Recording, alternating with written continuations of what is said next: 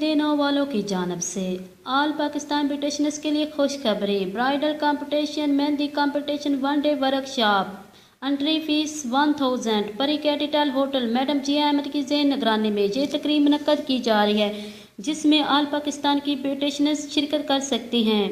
और bridal competition एंट्रीशिप fees 5000 रुपये और मैडम जिया अहमद की तरफ से फर्स्ट नोबल प्राइज़ इनाम जीतने वाले को दिया जाएगा 50,000 रुपये और सेकंड 20,000 रुपये, थर्ड 10,000 रुपये। और मेहंदी कंपटीशन एंट्रीशिप फीस 3,000 रुपये और मैडम जिया अहमद की तरफ से